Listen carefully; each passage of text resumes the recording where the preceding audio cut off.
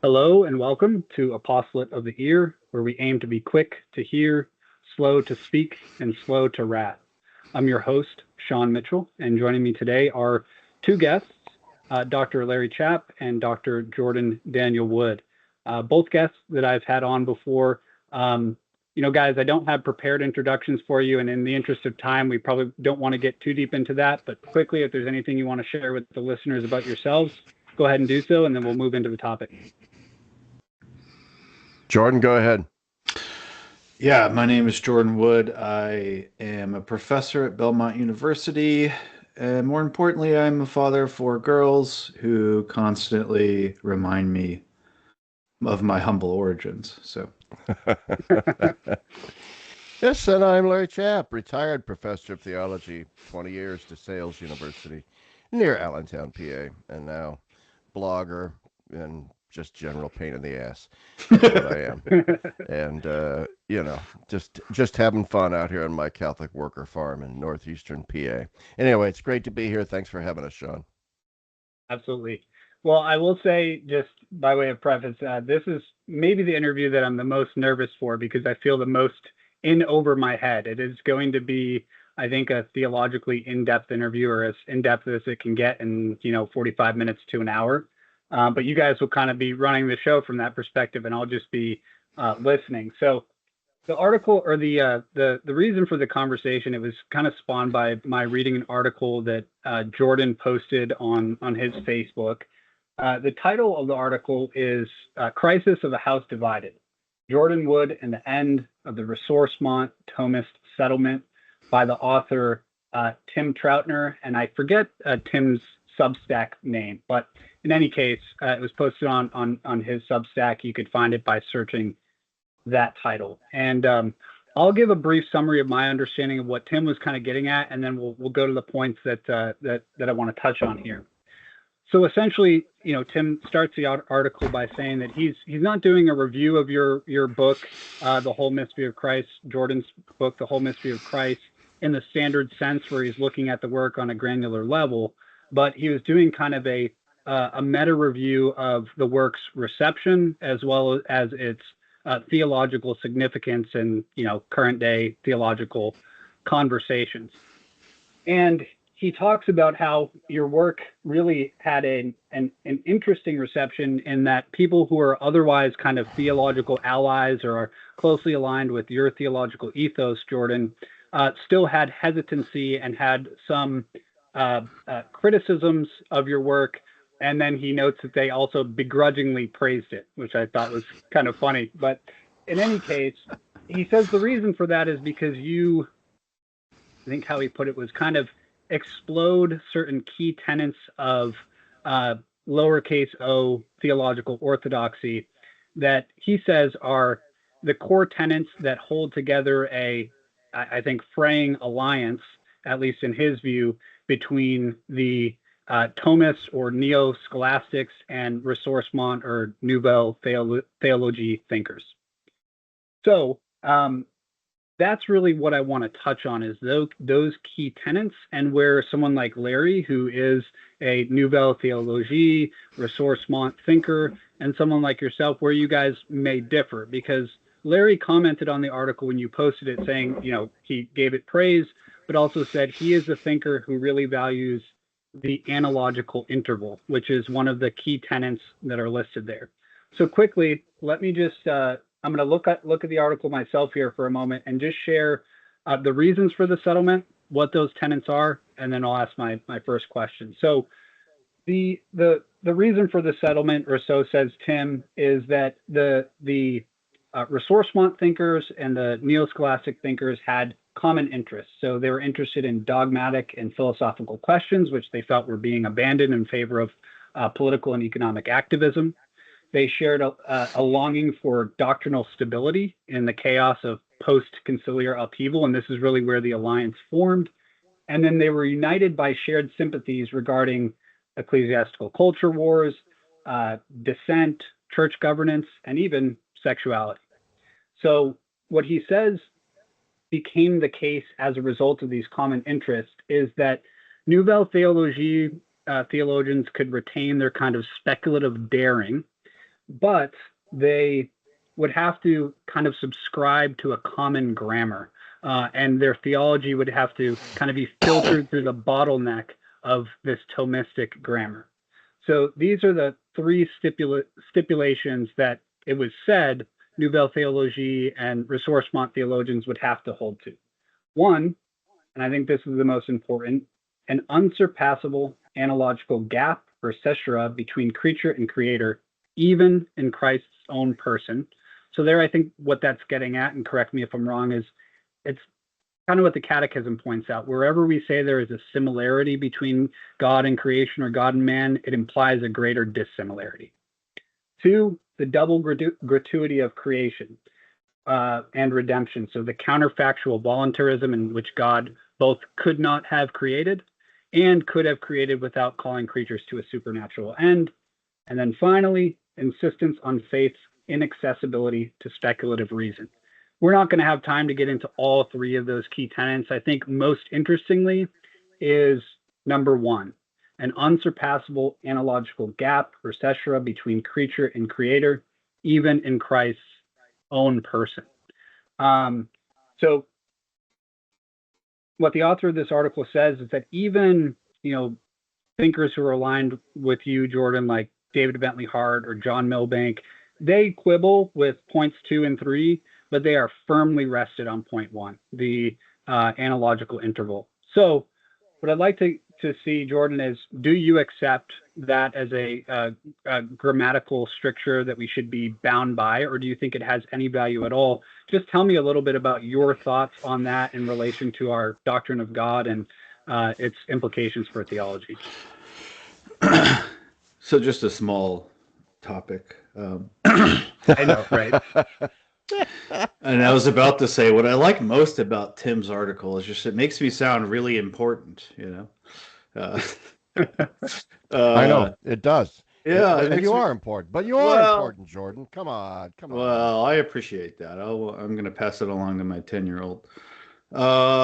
Okay. So no, but more seriously, I think. I mean, I am. It is honestly flattering that he wrote a whole thing on it. I don't actually know if I deserve that sort of place, negative or positive, but nevertheless, I do think, in fact, that I learned some stuff reading his account. I mean, I have to say, it's not as if I went into writing a book. I mean, look, one of the things is just I was trying to write a dissertation initially just to get through a degree. And then the other thing was, in some ways, I was already so influenced by the Nouvelle Theology, and I still am in a lot of ways. I mean, I don't think I've left it. But what you start to realize is, like, especially with Balthasar and sometimes with de Lubac, they're pointing to certain authorities, but at the same time, they're sort of corralling them, as it were, like into a certain grammar in Tim's term, and so what I think I learned, maybe some Balthasarians, and Larry can maybe say something about this later, but maybe I learned the wrong lesson from Balthasar, because I went to the people he was pointing to, but then from my own engagement, like say with Maximus, I came away with a different sort of perspective. So that's just on the general level. But in regard to the claim about analogy, so my complaint about analogy from the perspective of, like, say, Maximus's Christology, it isn't exactly the same as like Barth's complaint. Karl Barth rejected the analogy, famously, infamously called it the invention of the Antichrist. But his quibbles seemed to be was really just with natural theology. He was wanted to sort of oppose natural reason from divine revelation. That's not really the level at which I developed issues with analogy. But then that also means it's importantly different, because I don't think analogy should be simply discarded. I don't think it should be simply discarded. And I think the article, by the way, Jordan, says it will be sublated and taken up into the person of Christ, if I'm not mistaken. Yeah. And so what I would want to say is that analogy, two things. First of all, its proximate and primary purpose is to be a double negation. I don't think that's controversial. I mean, David Hart's, John Betts, a lot of their articles, especially from like 15 years ago or so, that's what they constantly said, right? You reject equivocity, which would be a pure extrinsicism. In a fideism, that's where some of those other points came in. But at the same time, you're rejecting a pure univocity, which would collapse the transcendent into the immanent, as it were, secularize everything. And so analogy's initial use is to negate both at once and to say we're going to do neither. I have no problem with that at that point. Then there's a further question of like, okay, but like, is it analogy then? Is it primarily an apophatic move? And for someone like Shivara, it really often... Sorry, apophatic. Can you define that word there? Well, just negation, like a sense of like, we're not doing univocity, we're not doing equivocity, we're just not going to do that. We're going to deal directly with the mystery of Christ, right? Yep. Now, there's this internal debate that I'm sure Larry would have more to say on between this Jesuit theologian Eric Shivara, who wrote this huge book called Analogia Entis, and even Balthasar himself. And it's interesting because Balthasar, the more Christological you become, the more you want to insist upon a positive or an affirmative like disclosure, divine revelation as Christ. It's like, it's not as if we don't know Christ.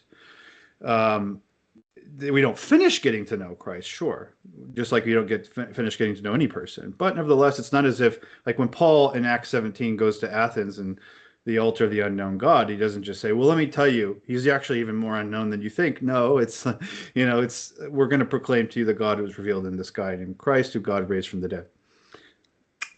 So there's like, anyway, all that to say, like, I don't have a moment with, or I don't have a problem with, analogy as a kind of double negation, number one. But I do think once you bring it into and make it a rule that even your Christology has to obey, and Balthasar seems to go back and forth on this, and he does resist Shivara sometimes on similar grounds, with similar intuitions that I have, which is to say, look, you have to say, like, let's take the classic statement that you quoted from Lateran 4. For every similarity that we note between creator and creature, there is an ever greater dissimilarity. The thing about Christ is he himself is both sides of that double. I mean, he's both. He himself is human and he himself is divine. And so Lateran 4, which even Shivara notes, really is just thinking in terms of divine and human nature, or created and uncreated nature. And when you're at that abstract level, sure, you can say something like that. You don't want to make a mistake there. But when you're talking about Christ, at some point you have to say, did Mary give birth to God? And of course, we all say, yes, she's the Theotokos, like she's the mother of God. Well, when Christ was crucified, was God killed in some sense? Well, yeah, the Son of God is killed, right? Okay. So he himself becomes the same referent on both sides of the similar, dissimilar sort of oscillation, right? So I can say, and Maximus will talk about this in terms of like almost he says, we properly predicate improperly of the same subject, divine and human attributes. And so it gets into this sort of perichoresis, this communication of idioms, right? And sort of coincidence of opposites. So I think at the end of the day, I'll just try to end here. I tend more towards the unitive emphasis on the identity of Christ, that the self-same subject is both the transcendent and the immanent, the divine and the human. But if all you ever say is this and that, and you never get to the who is this and that, and the who is one, then I feel like at that point analogy has regulated your Christology to the point where it becomes almost functionally Nestorian. So Larry, I want you to comment on that in 1 second and kind of just give your thoughts, and because you did say you very much see the importance in the analogical interval. But Jordan, if I could just ask, it's just a yes or no question. So it sounds to me, and if I've I've listened to a lot of your work. I've not read your book, in full disclosure, but I've listened to a lot of your work What? online. And No need.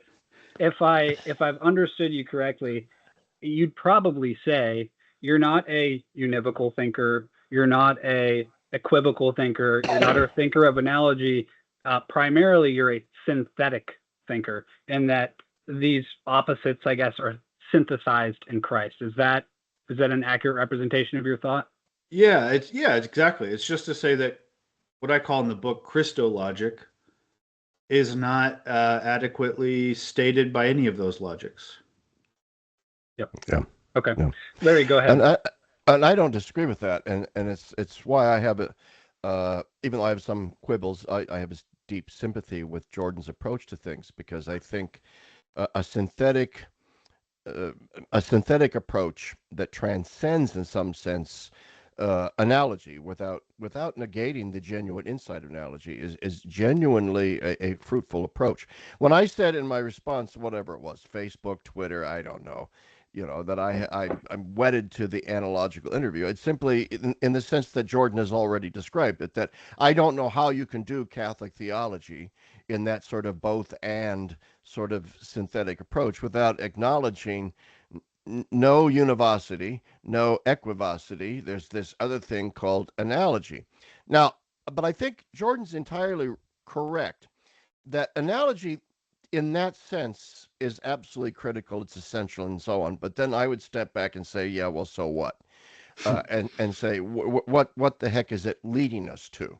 What depth of theological, Christological insight is the maintaining of the negations leading us to? And it's got to be some kind of, I think, something that goes beyond analogy as such. Now, to bring it to Balthasar, absolutely correct. He learned so much from Shavara and his sense of analogy, but he also kicked back against Shavara.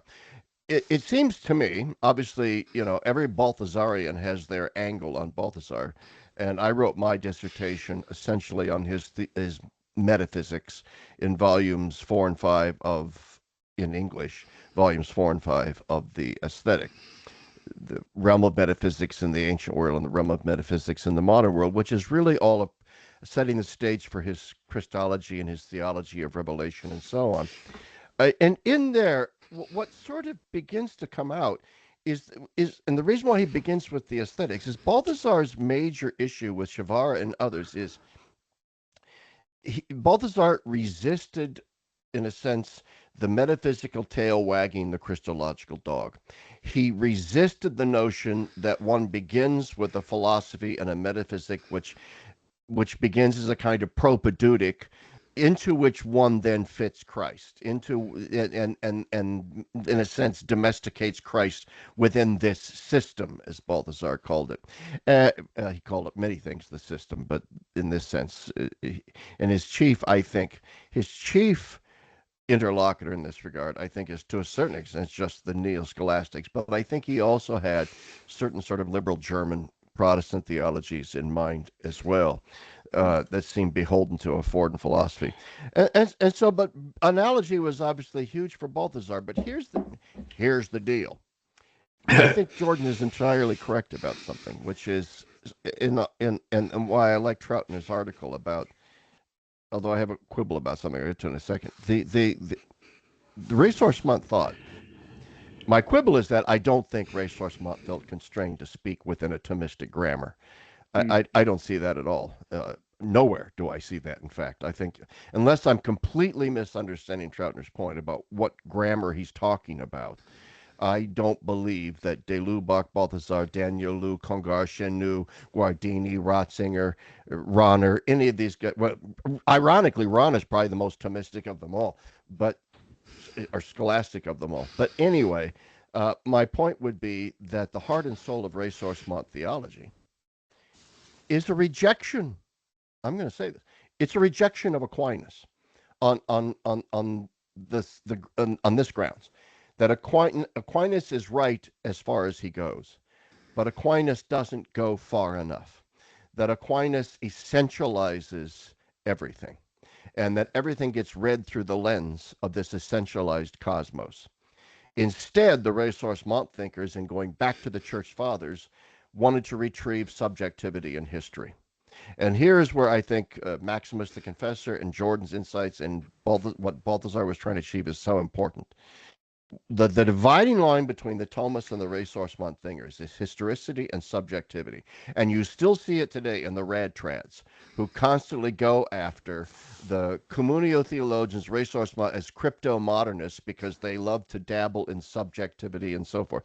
You go to 1946, Jean Danielou, one of the chief fathers of Ressourcement, penned a sort of manifesto of religion in the world post-war. And in this short manifesto, he point blank says that Thomas and Thomism is not up to dialoguing with the modern world because there's no concept of subjectivity in history, that everything gets essentialized. Now, the Thomists are going to kill me for this, for saying that Thomas essentializes This everything. is a pattern, Larry. Every time we get together, you... That's right. That's right. But it goes to what Jordan was saying. I know I'm kind of rambling here, but at some point, we have to take seriously the notion, he who sees me sees the Father, and that there is no giant wedge between the immanent and economic action of the Trinity, the inner divine life and what we see in Christ and what we see in the economy of salvation. And so I think Jordan is entirely correct here. So in other words, the analogical interval is absolutely, I think, metaphysically critical and important. But what it cannot do to Catholic theology is to create these binary dualisms that are essentially kind of competitive in their relationship with one another. There's got to be a sense in which the person of Christ heuristically raises those binaries up into himself and reconciles them. We don't understand fully the mystery of the hypostatic union, but also we got very squeamish very quickly about, in a sense, ascribing directly to the inner divine life things from the economy of salvation of Christ's life. And modern day Thomists, for example, John Betts had a recent article great on the humility of God, and the Thomists are up in arms, like, oh, no, we can't say that God has humility because to whom is he being humble? It's like, oh, for the love of at some point you have to say this kind of Thomism is actually a mental illness that needs to be treated. Because what is your obsession with, in a sense, defining a term and then saying, because we've defined it this way, that's the only way it can be defined, because that's the way Thomas defined it. And now we have to fit our theology into that definition and then syllogistically deduce a bunch of crap from that. Now, that is no way to do theology, Christocentrically, Christologically. And the heart and soul of the Ressourcement project is therefore going to be a speculative Christology. And the straitjacket has to come off. Anyway, I'm rambling all over the place. That you asked my thoughts, there's my thoughts. No, I mean, well, that's actually really, it's good because it actually reveals that I didn't know on seeing your comment, Larry, if you and Jordan were like fundamentally at odds, if you guys would just quibble with each other on the topic. And it seems like you actually have a lot of agreement. Maybe you just cash it out differently in the way you express it. Right. Mm-hmm. So, plus also, I'm going to admit, I have read Jordan's book. I'm going to praise you here. Jordan's a very smart feller. And I have to say, I don't always understand Jordan. And I'm a pretty smart fella in terms of some book learning and whatnot, and read Greek and Latin and German and all this kind of stuff, and I sometimes read Jordan and I go, what the hell is he talking about? I don't know what he's talking about. All right. So I had the same experience. No, just kidding. Well, what the hell was I saying? I'm not saying that as a criticism. Yeah. I'm saying that in the sense there's such a deficit in my own sort of philosophical, metaphysical education, I guess, that there are avenues of thought that Jordan goes down that I'm saying. It's kind of like when I read David Bentley Hart's The Beauty of the Infinite. At first, I'm going, well, first I have to get a dictionary out to look up all the words I didn't know. Yeah. But then also it just became very obvious very quick that David Hart had a command of philosophical knowledge that I just didn't have. And so, yeah, I agree with Jordan to the extent that I understand Jordan. Put that caveat in. I think I should start beginning all my own books that way. I agree with myself insofar as I understand myself. That's an interesting. So let me jump in. There are a couple points I want to get to, and we don't have a ton of time. But so Larry, you said that you kind of don't accept the what Tim Troutner is saying, in that the Ressourcement Nouvelle Theology thinkers are constrained by this Thomistic grammar, right? You think that they don't feel bound to kind of filter their theological thinking through it. So would you say that there wasn't even an alliance built then, or if it was built, that it wasn't built on? Okay. I think the Go best ahead. part of Troutner's analysis is that he is entirely correct. That especially in the post-conciliar era, a broad alliance between Thomistic and communio thinkers definitely did emerge. I attended many. I'm in the editorial board of Communio. I attended many communio meetings down in Washington D.C. when David L. Schindler was still alive, and guess who was also there at all those meetings? You know, Father Thomas Joseph White, all the Dominicans from the Dominican House of Studies across the street. There is. An alliance, but there's also, an antagonism there on certain fundamental levels. And sometimes the antagonism can get quite hostile, but not often. Not often. It's usually an amicable dispute. But the problem is it's a dispute that seems somewhat irreducible and intractable, and therefore it's a dialogue that I'm not certain. So in that sense, perhaps Troutner is pointing towards constrained by the grammar of dialogue, that we don't want to go too far into speculative flights of fancy lest we be criticized by our Thomistic allies over here. So we're going to keep our speculations within certain parameters. And maybe Troutner simply means the grammar of analogy, and not a sort of full. And if that's all he means, that Ressourcement thinkers have agreed to speak within the language of analogy, I'd say, okay, but I don't think that was a settlement. I just think that Ressourcement thinkers thought analogy was important, all right, along with the Thomists. It was simply a point of contact. But that's a small quibble. It was really a quite excellent article, I thought. Yeah, Jordan, what are your thoughts? Is there any, is there agreement, disagreement? Do you quibble with that? I think I would maybe quibble with parts of it, but I think it actually would be a productive. It would be an interesting thing to think through at some point. Like, so here's my the way I would frame it more is this: there's two factors that, like, well, let me just say what I think, and then I'll say so the two factors going into that. I think by and large, the Ressourcement thinkers, the very nature of their program is they didn't exactly know what they were opening the gates to. So there's automatically an inherent ambiguity, because if your main thing is to say start Source Chrétienne as this long sort of producing critical editions and translations of all these church fathers, some of which people probably had never read before, a lot of which. And not only is it, just it's certainly not just the Latin fathers, but it's also the Greek fathers, and then the Syriac fathers, and and so in a sense of throwing open the gates to the archive before, there's a dimension there already of, I don't quite know what's in there. That's why I got to open the gate. But what we want to do, what we agree on, is we should open the gate.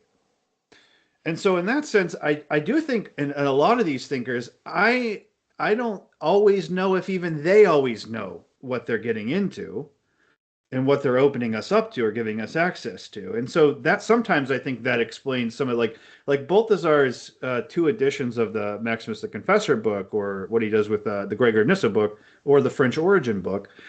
It's interesting because you can almost see in real time, and especially if you track them with his letters, he'll write to, like in 1939, he writes a letter 2 years before he's about to publish the first edition of the Maximus book. And he tells his friend, he calls Maximus, quote, the Hegel of the Greek fathers. Well, there's a whole tradition there in the 19th century, like Staudenmeier writing a book on Eriugena in order to meet the idealists. And okay, so there's a whole thing there. And so it's an interesting thing. Like when he calls him that, you start to ask, like, well, is that good or is that bad, or what is that? Is it just an observation? What is it? And so I don't always know, like what Balthazar says in Theologic 2 versus what he says in this 1961 version of Cosmic Liturgy. They're not exactly the same. So my point is just sometimes I feel like they're in the process of discovering what's in the archive. And so one of the things that the so I almost think it's a banal distinction initially between the two groups, which is there's one group that says we don't need to open the archives, we've got Thomism. We don't need to open it. What do you need? I mean, we've just been told in the 19th century that Thomas will meet the demands of all modern challenges. So why would you need to go read, this obscure Syriac person from the 4th century, right? I've actually had Thomists say that, about some of these things, like, and so then there's this negotiation of some Thomists will go to the fathers in order to in a project of harmonization. Well, okay, let's go back and read the fathers, but let's just kind of show how the fathers are always leading to the culmination of Thomas Aquinas. Or they're very nervous about it or whatever. So there's just kind of like, on the level of just like, who is willing to open the gates and go actually read it all? And who is saying, what's the point? That's an initial divide, right?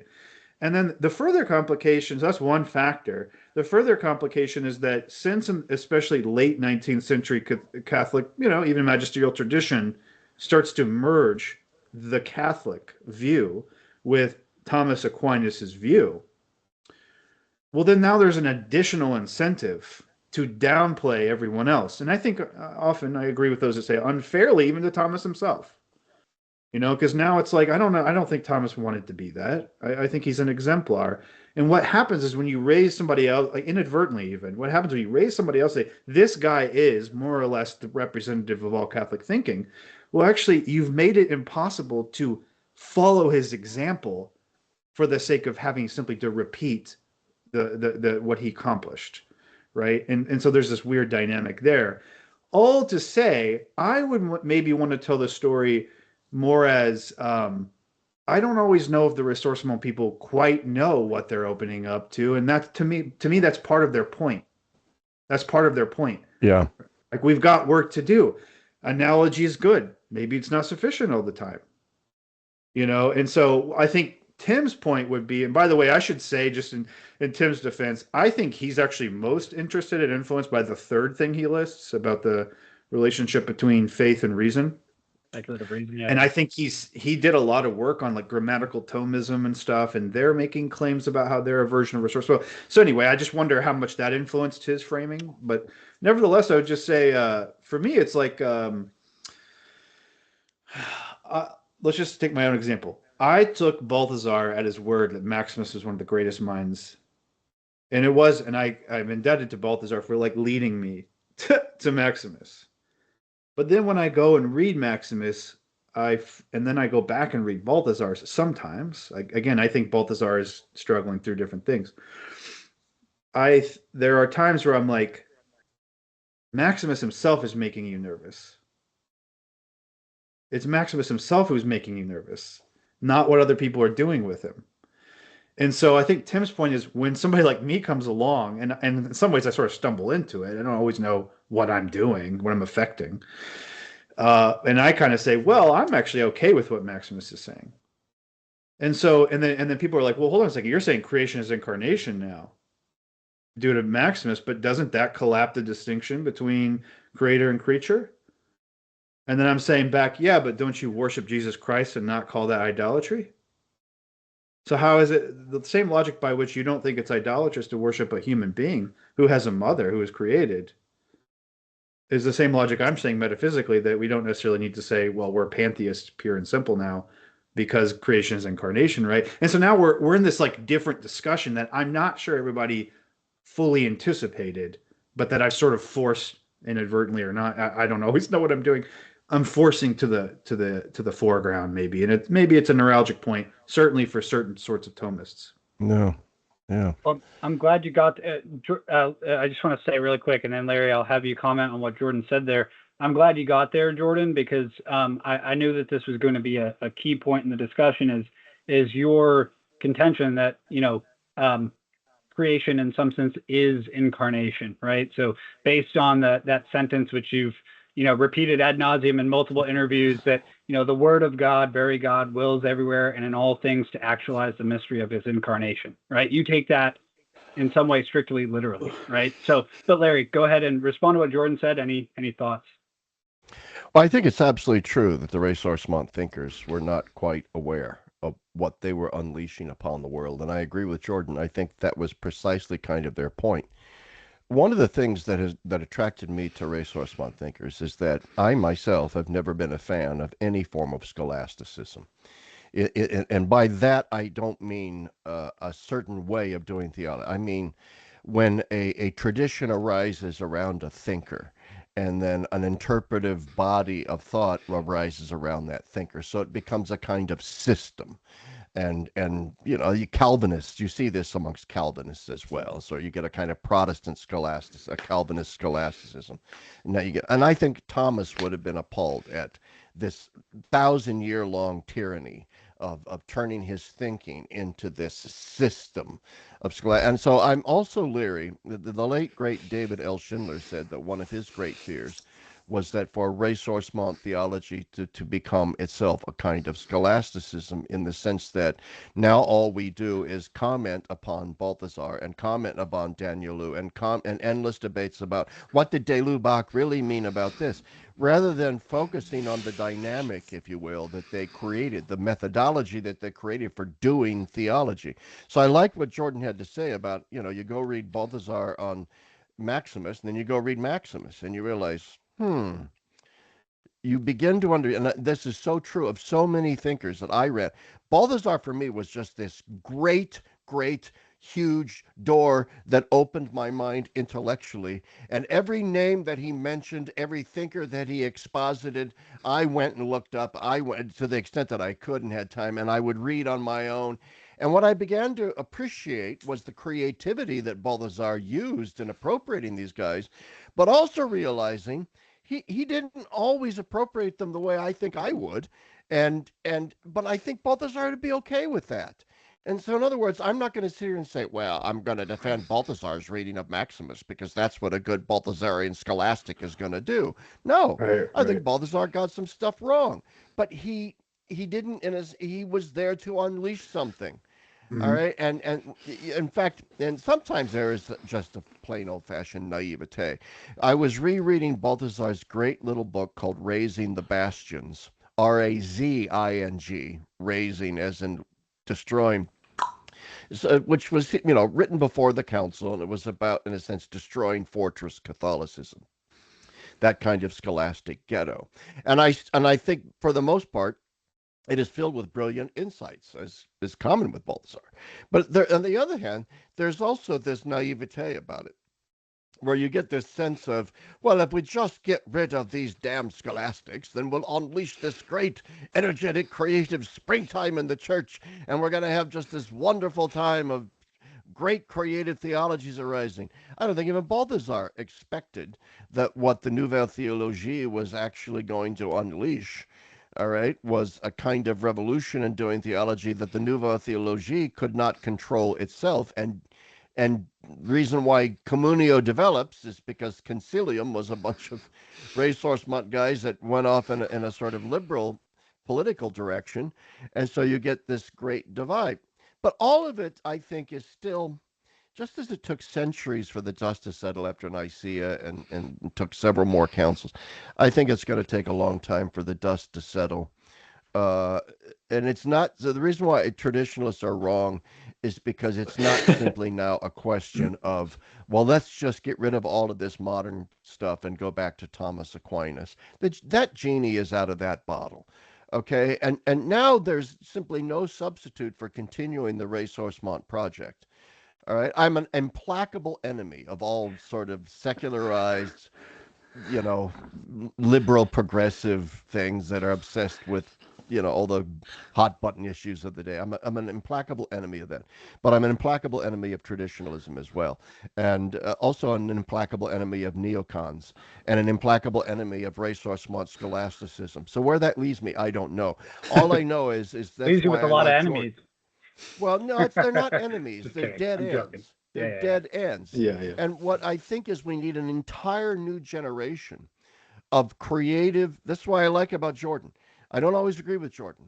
I'm not a universalist. I was for a while. No, I'm not. I don't know what. Well, we'll see about that. Yeah. All right. But the fact is, we need this creative burst to come over the church. unshackled and not have people wagging fingers and saying, oh, that's pantheism. Jordan's not a pantheist, but he's not also some sort of two-tiered thinker of heaven's up there, earth down here. You know, it's more sophisticated than that. And we need to get on board the idea that there's nothing wrong with grand speculative theologies. That's my thought. I think another, if you don't mind, quick, Sean, another point that comes to mind. I appreciate everything Larry said there. Is just a distinctive feature of, say, like a retrieving Maximus or something. One thing that I really do think is perhaps underplayed, even among some of the Ressourcement guys, although I think they knew about it. I'm not always sure what they wanted to say about it. Is this point of the motive of the incarnation? The reason why I think that's important is that even apart from like the discussions of analogy or exactly how do you talk about the two natures and the one person, is there such a thing as a perichoresis between Christ's own natures, as Maximus insists upon and Thomas is very skeptical of? How do you talk about a composite person? It's not the same in Thomas as it is in Maximus. The fact that Maximus has uncreated grace, but Thomas doesn't. All of these things are content questions in Christology and then in theology broadly. But I actually think one of the most really like fault line things is that for Maximus, he's utterly convinced that the incarnation is the logic of the world, and that there is no such thing as a world without the incarnation, and that there is no such thing as that God might have done something other than the incarnation, that the incarnation is the first and last thought of creation. It is the only thought of creation. And if you think about this for a second, that also has really massive implications on your method. Because now when I go to the incarnation, I'm not just looking at one among other things God might have done in his great indifference to the world, but I'm looking at the thing that is disclosing not only God, but also the world, and also the relation between God and the world. That also means I go back out into other secular disciplines with a different lens. I don't necessarily, their own self-interpretation is one thing, but the results of what they're bringing forward is just as relevant now intrinsically to my whole theological program as the classical loci in theology, right? And I think this moment, because the moment you take a more quote-unquote Thomistic method, where you say, the articles of faith are basically like first principles in the theology of science, this called, the science called theology, and everything else is just a sort of, like Larry was saying earlier, a syllogistic sort of unfolding from the first principles. Then you have a very extrinsicist sort of relationship between theology as a science and all other sciences on the one hand, and also theology's development and what it can or can't mean for theology to develop insights into its own matter, truth, its own content. And I think that it might seem like a very long ways from saying the incarnation is, the eternal idea that God would have done, would not have not done, to how do you do theology? But I actually think those two are linked a lot, because here's the thing: if you're a Thomist, no matter what you say about Christology proper and the natures and the persons and all that, the thing you also have already decided in the background is, but also Jesus the Son could have never been incarnate. Also, the Father might have been incarnate. Also, the incarnation might not have happened at all, and God saved in a totally different way, which means you don't think that the whole is disclosed in this way that God acted, because you don't think that's the whole of the way God could have acted.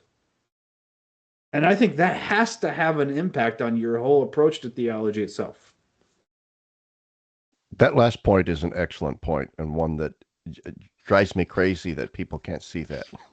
Yeah, it's a huge thing. So that God could have done this, he could have done, well, then he did it this way. So really all we're seeing is the net effect of God deciding to do it this way, but not the full orb of who God actually is.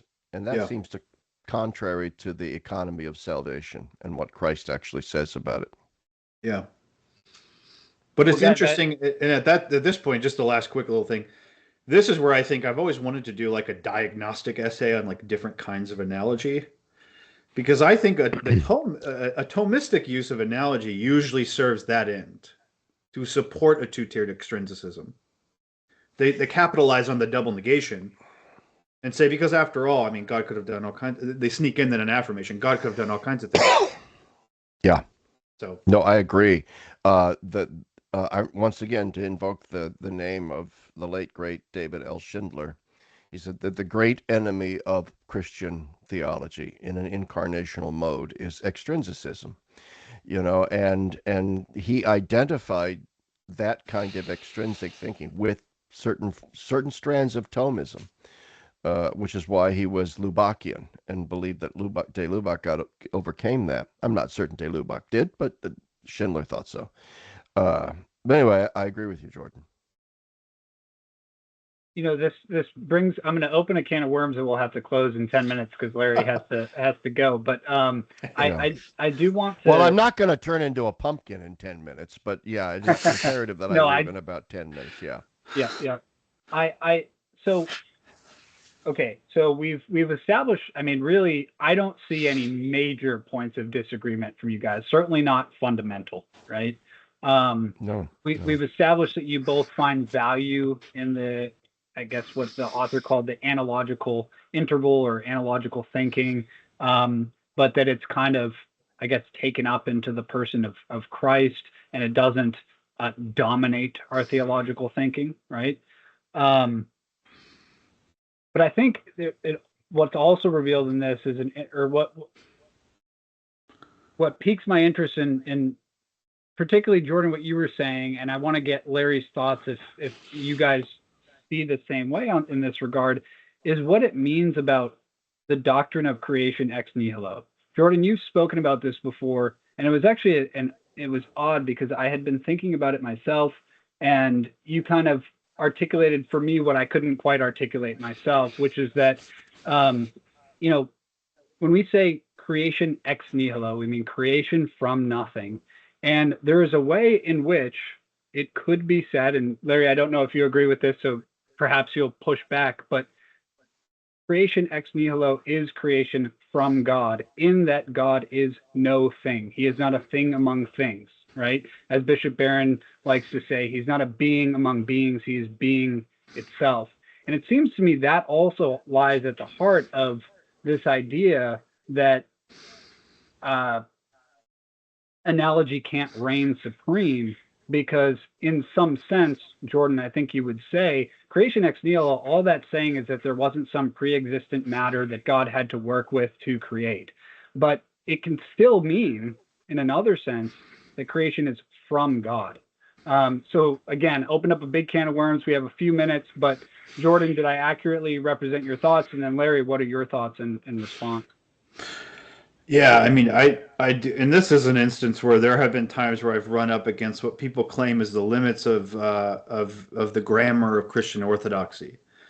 To say, for example, that God created the world out of himself, or to say, as for example, Ariugena does in the 9th century, that God is a nothing from which creation is made, so that you can say that the creation is also God's self-creation as creation, which is something he attributes to Maximus. That people will say that's just out of bounds. Like that is just pantheism or emanationism or whatever, Again, these are just labels that I think are too abstract, because let's take the case of Jesus of Nazareth. Was his human flesh made from nothing? Of course, the answer is yes, if it's created, right? It's got to be made from nothing. However, what that means is primarily, again, a negation. There was no lump of stuff prior to him that God sort of took up and put on like a vestment and just wore for a while, right? There's nothing like, but instead there's, Maximus loves to say it this way, that the Word became the seed of himself. He became the seed of his own incarnation, his own human flesh, his own humanity. And so I would say that, so what I want to say is that the incarnation discloses the positive logic or character of creation from nothing, which left apart from Christ sounds just simply like a negation. There was nothing there prior. It's only by God's will. But usually when people invoke creation from nothing, they're actually downloading a lot of things into it. They'll download in there like God's sort of libertarian free will. He may or may not have created it all. He could have created a totally different world. This is one among infinite world orders. Who cares? All are equally short of God's infinity, right? So they're adding in that. They're adding in sort of this sense that God may or may not have created. They're adding in the sense that the relation between God and the world, which is from nothing, but God is from God's self, or not from anything at all, means that they could never be one. They could never be one. How could something that's from nothing be one with something that is not from anything, not from at all, I guess. And what I want to say is that also is disclosed or revealed in the incarnation, because the very flesh of Christ, which is from nothing, is also the same flesh that he himself is. He is his being that is the very occasion or possibility for it coming to be from nothing. So now nothing has a determination. It has like a quality to it, which sounds paradoxical. It should. It's the incarnation. So like that's that. So I want to apply that kind of broadly across the board. So yeah, I would, like, a quick formula would be this: creation from nothing is really God's ecstatic creation from himself in the form of the incarnation. It's pretty interesting.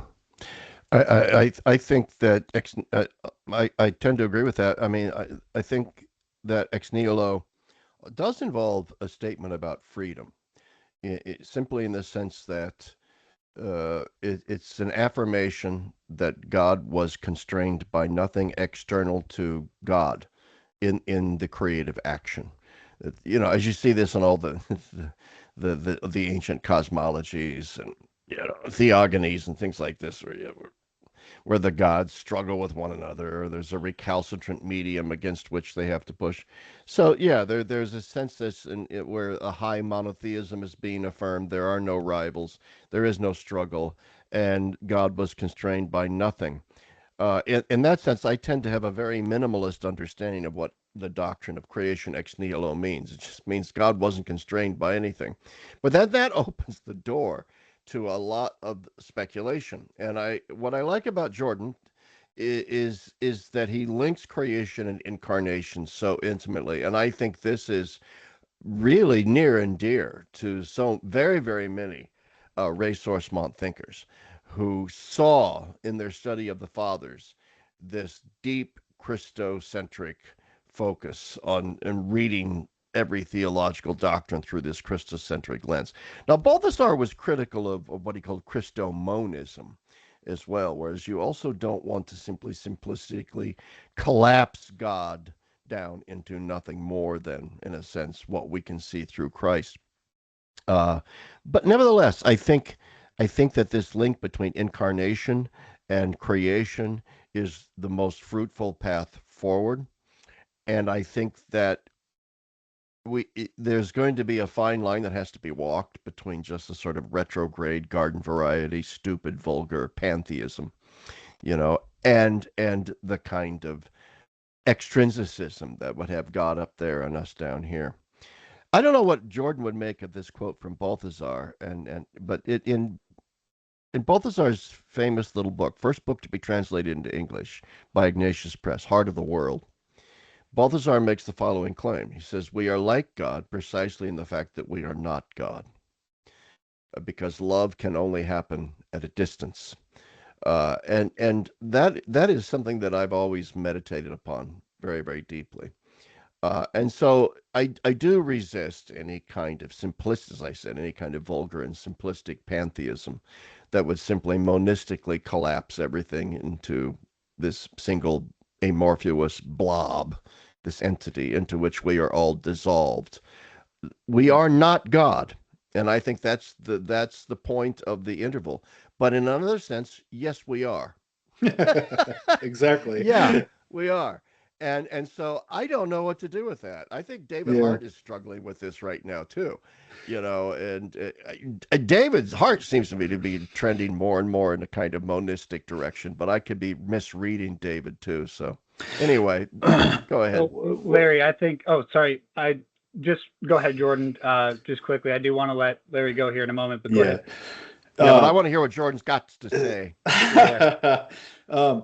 Well, so again, here's a moment where I would agree, and then I want to say more, right? So, like, Yeah. I like everything you said, Larry. I totally agree. I also agree with you, even historically, that you know, the sort of the formation of the doctrine of creation from nothing was explicitly meant to reject an external frame or stuff with which God has to contend when He goes to Yeah. create, right?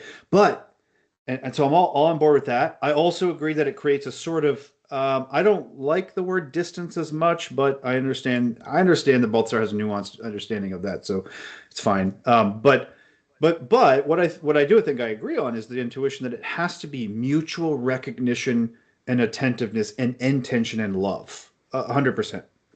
So I'm never, even though I'm, because of my universalism and stuff, right? It's like I'm constantly accused of like downplaying human freedom. But what I think is more important is to say, let's not make human freedom into a new primordial matter with which God has to contend. And I think, of course, ultimately anything less than a universalist eschatology does that, because it means that God might get to the end of creation and not get what God wanted. Well, that's as if there's something external to him that resists his will to the very end. I don't see that being possible. And what I do think is important then is, if love is the perfection of reason, but reason works with these generating these oppositions like necessity versus freedom, you know, just simply defined as the open space that isn't determined externally.